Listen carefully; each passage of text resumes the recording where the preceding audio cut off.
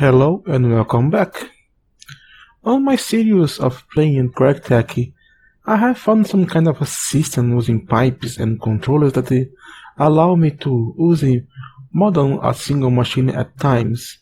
I found this very useful and I always struggle to find an actual name for it. In the past I would just call it the auto shut off pipe system, but I believe more correctly to be the engage-disengage pipe system, or in this case, the poor man processing array.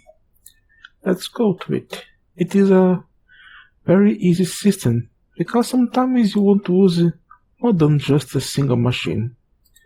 Like if I have here a basic recycler, and place some chest buffer here,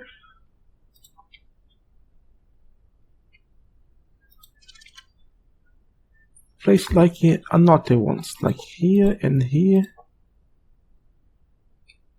here and here and here, and place some pipe here to connect it, and of course some pipes to connect it around it. If I place some ore inside of it, like this copper ore here, what's gonna happen is that some machines will receive it, but the other ones don't. And I don't want that. I want that each machine receives a certain amount of items. So let's get back here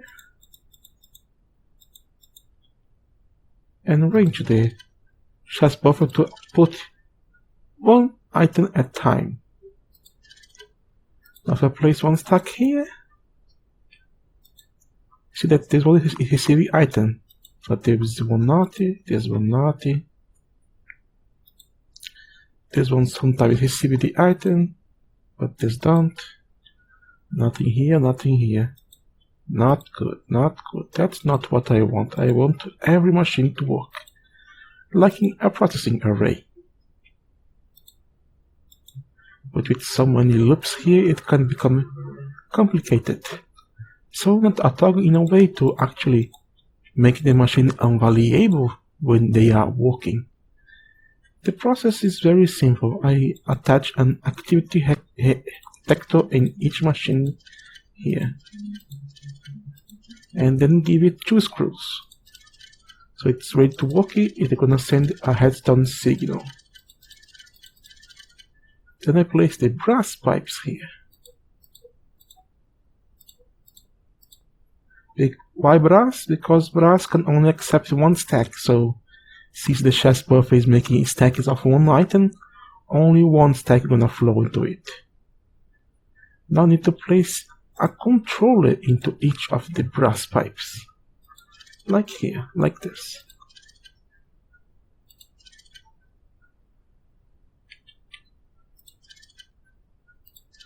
Just like this. It's not over yet. I need to disconnect the pipes from each other. Any kind of cover can be used to do that, even paper.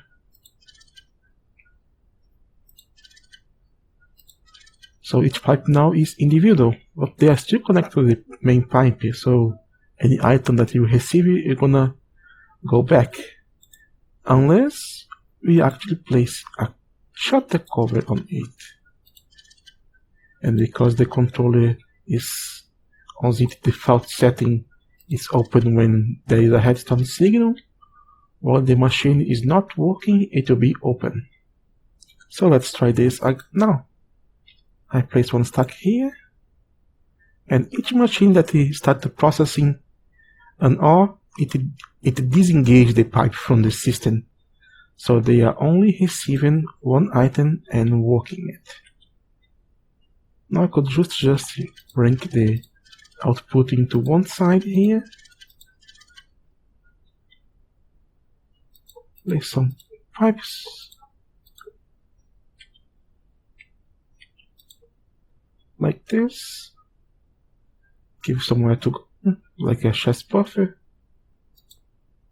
Let's disable it so we don't actually output any item that it receives, and set the machine to actually output the item, of course. And here we have 6 macerators working with the one item while the auto is waiting here, all coming to this chest buffer and making a decent amount of crocheted copper into the same time. But that's not the end of it, because you might say, yeah, it's okay, but it's kind of ugly. Don't worry, we can resolve your problem. We can cover the empty space with a simple wood frame that is just 6. Like here, like this, and like this. Then we can cover with the iron plates if you want. And make it a nice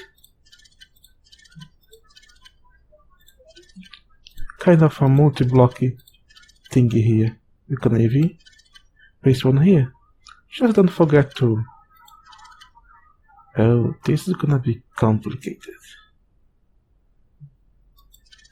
To set it to items.